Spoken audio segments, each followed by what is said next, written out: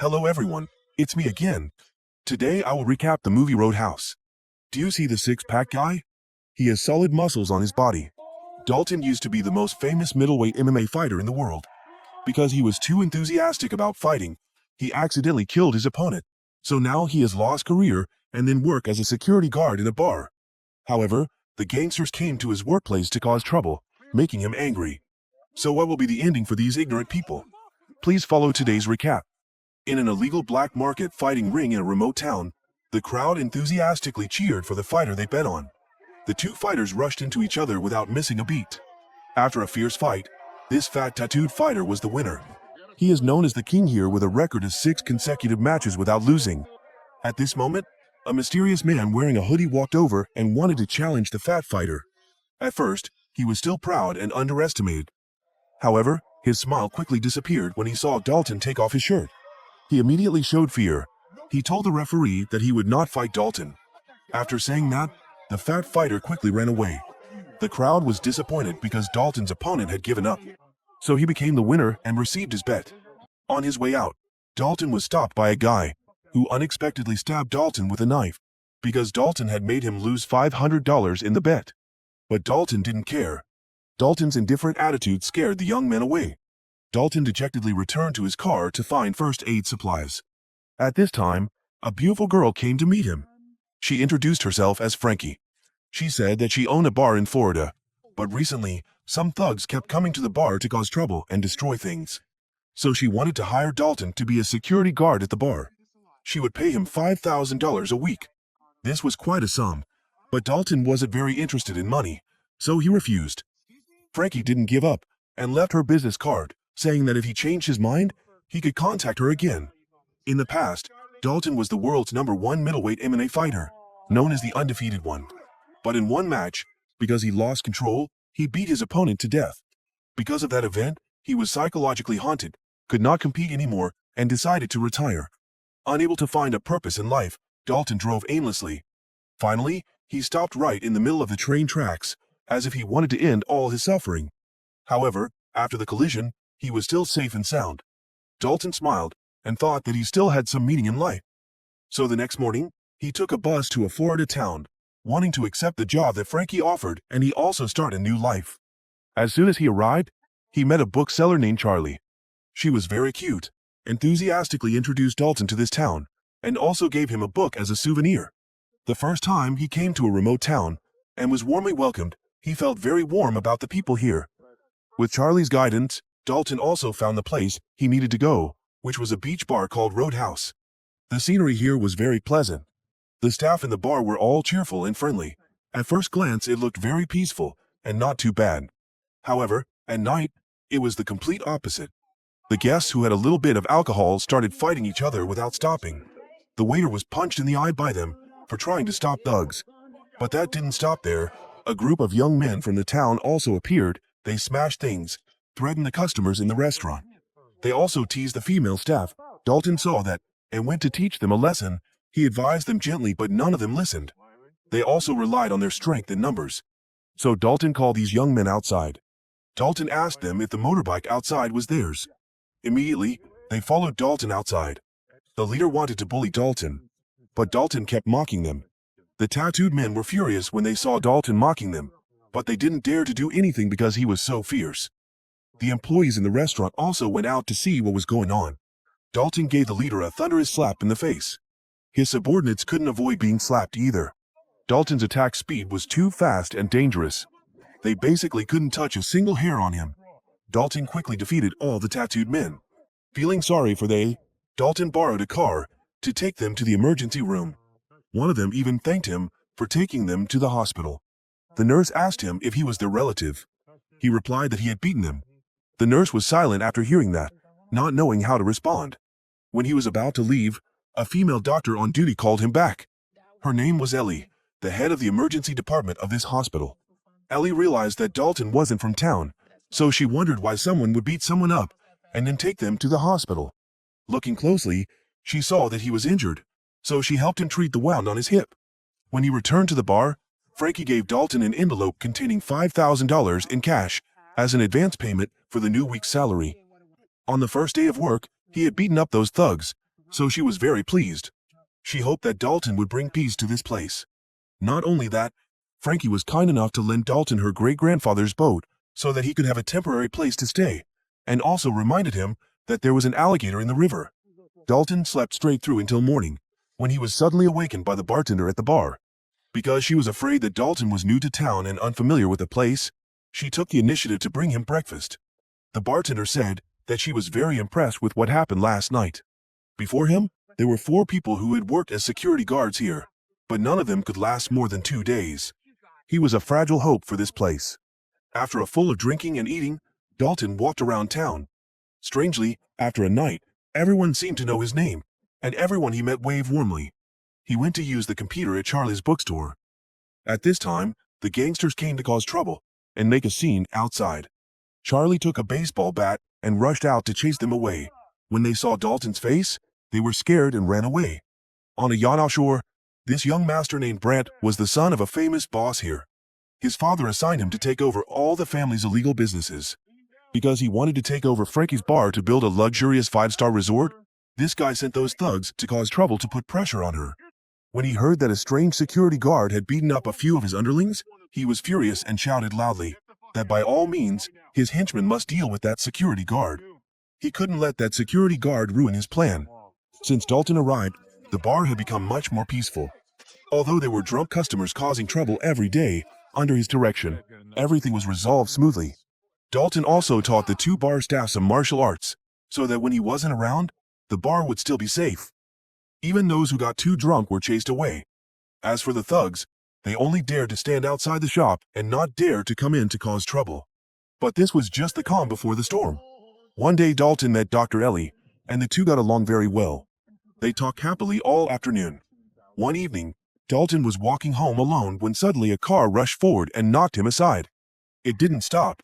It even tried to back up very quickly. Luckily, Dalton jumped into the car in time, otherwise he would have been crushed. But in the end, he fell into the river. The car then fell, and luckily he escaped death. When Dalton returned to the boat, he met the leader of the thugs from the day before, who had been waiting with a gun. But Dalton was still very calm. He took advantage of the moment when the leader wasn't concentrating and rushed in to attack. During the struggle, the thug was thrown into the river. Although still underwater, the thug still threatened that after escaping, he would bring his men to kill Dalton. Before he could climb up, a crocodile appeared. Dalton wanted to save him, but couldn't. As a result, the young gangster became a delicious dinner for the crocodile. The police had to mobilize people to search the entire river, but still couldn't find the body. Perhaps the crocodile had hidden a prey in its den. This was considered an unexpected accident, so Dalton didn't have to take any responsibility. One day while walking, Dalton encountered one of Brant's men. He brought out a weapon to threaten, telling Dalton to get in the car, because his boss wanted to talk to Dalton. But Dalton calmly approached and gently broke the other guy's index finger, causing him to lie down on the ground in pain. Dalton said that the henchman had threatened the wrong person and told the henchman to tell his boss that Dalton was not afraid of anyone. Returning to the bar, Dalton went to see Frankie. He wanted to ask clearly why Brant insisted on sending people to cause trouble here. Frankie did not dare to hide anything, answering that Brant wanted to destroy this bar to build a resort. But that was just a cover. His plan was to build a place to conveniently transport and trade drugs by sea. Since this bar has been in Frankie's family for generations, it's obvious she can't agree to Brant taking over. Transition: a guy was having an affair with another man's wife. When her husband caught him red-handed, the husband chased after the guy so that he did not have time to put on his clothes. His name was Knox. He was so crazy that he even robbed the clothes of the people in the market, then burned down the stall. While he was walking, Knox received a call from the boss, saying that his son had messed up and needed him to come to Florida to help. Back to the main character, the Dr. Ellie took the opportunity to take a day off from work to drive a boat to find Dalton. She wanted to ask him out on a date. The two of them went to a sandbar in the middle of the sea, set up a chair, and drank a few beers. Ellie said that Brant was the son of the boss here, and it was best not to get involved. After chatting about everything in the world, whatever comes will come, Ellie and Dalton kissed passionately in the middle of the blue sea. At Brant's base, when Brant just arrived at the house, he saw Knox lying on a sun lounger. After greeting, Knox gave Brant a loving punch as a meeting gift. Knox said that Brant's father asked him to come here to help. Knox is a world-famous MMA fighter in real life, and this is his first movie. Dalton, After just finishing a fun trip with Frankie, he was visited by two policemen. They invited him to the police station to clarify some matters, but they did not take him to the police station, but went straight to a pier. Then a man claiming to be the sheriff appeared. He demanded that Dalton leave this town immediately, or else he would suffer the consequences. But Dalton was not the type to be bullied. Not only that, he also mocked the sheriff.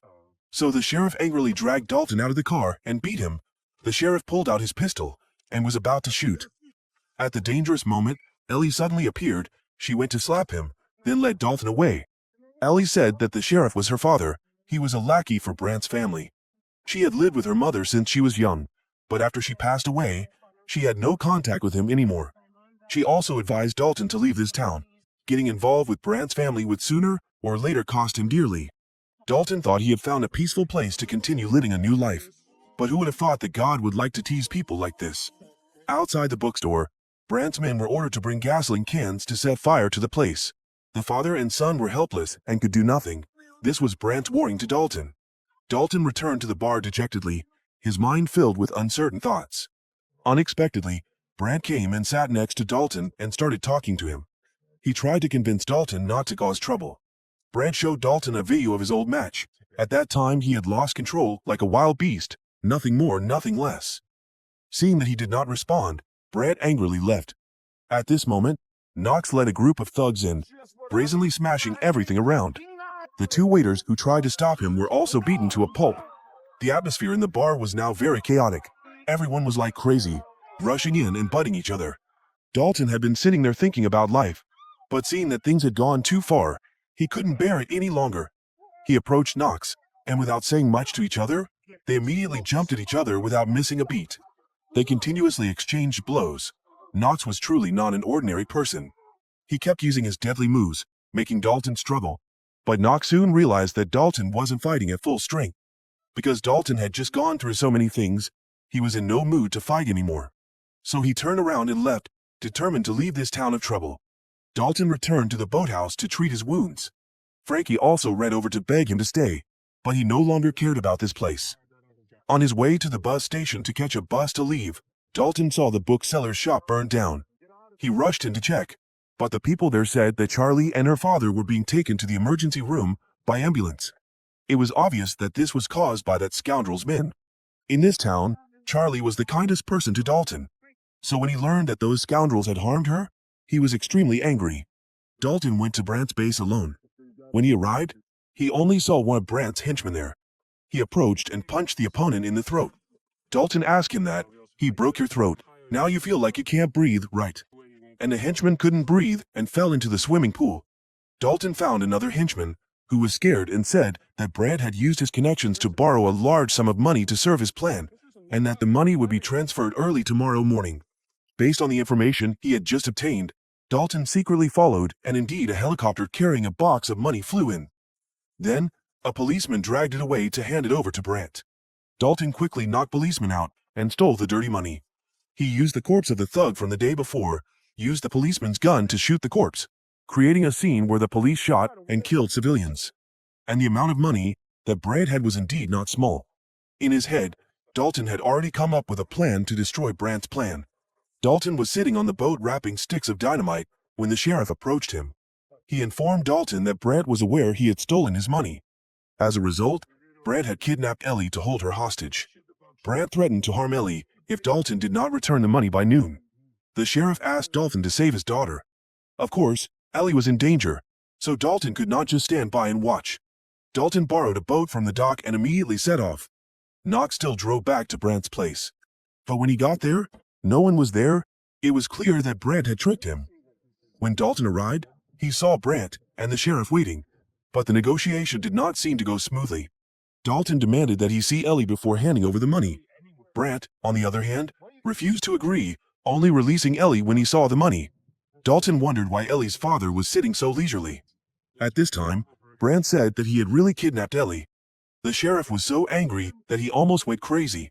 While the atmosphere was tense, Dalton pressed his remote control. The boat suddenly exploded. He then took the opportunity to look for Ellie. Because of the explosion, Brant's yacht was also flooded, and it would sink sooner or later. Dalton found Ellie using a fire extinguisher to hit the glass door when a gunman was about to pull the trigger. Luckily, the glass broke and they swam up. As for the remaining young men, Dalton fed them seawater. With great difficulty, Ellie was rescued, but when she climbed onto another small boat, Brant grabbed her and kidnapped her. Here, Knox drove a canoe over. Dalton cleverly used a thug to shield him. Dalton had a hard time climbing onto Knox's canoe. This crazy guy was about to throw a chain at Dalton. Taking advantage of Knox's carelessness, Dalton knocked him flying, and he fell headfirst into the water. Then, he steered the canoe at full speed to save Ellie. Brant recklessly turned the boat around and wanted to hit Dalton straight. But with his agile body, at the exact moment of collision, he jumped up and grabbed onto Brant's boat. Ellie couldn't hold back anymore and punched this guy in the face. He was about to use brute force when Dalton blocked him. Dalton kicked him painfully. When he looked back, the boat was about to hit the bar. Dalton and Ellie quickly jumped into the water, but Brant didn't have time to jump, so he was thrown and landed on the roof of the bar. On the other side, Knox also swam to the foot of the bridge. He climbed up to block a car's path. Dalton went up and was shot by Brant with a hook gun. So Dalton rushed over to teach him a lesson. Brant was scared and tried to crawl away. Suddenly, a car rushed into the shop. It was Knox. Seeing him appear, Dalton did not hesitate but immediately rushed in and tackled him. This time it was truly a life-and-death battle. Everyone wanted to quickly finish off the opponent. There were consecutive tit-for-tat attacks. Every punch was solid, fast, strong, and decisive. Dalton circled behind to use it to clamp his opponent's neck. Knox counterattacked, pushed Dalton hard, then carried Dalton and threw him down. At this moment, Knox picked up a wooden stick from the floor and stabbed Dalton hard. Right when he was about to finish off Dalton, Brant appeared from nowhere and demanded to kill Dalton himself. Knox immediately twisted Brant's neck and sent him to meet God. Next, Knox picked up another wooden stick and ended it all. Dalton blocked the attack and then pulled out a wooden stick from his body and stabbed it into Knox, causing him to fall. Ellie entered and saw this scene. She was in panicking. The sheriff waited until everything was done and appeared. He told Dalton to leave this place. He would consider this an accident, and considering this as a thank you for saving Ellie. At the end of the movie, Dalton decided to leave this town. As for the money he took from Brant, he left it to Charlie and her father. Just as the father was about to say thank you, Dalton left this place. Knox was still alive and left the hospital. That's the end of the movie. If you find it interesting, please give me a like and a comment about this movie. Especially, please subscribe to the channel to follow my recap the movie recap. See you again, my dear friends.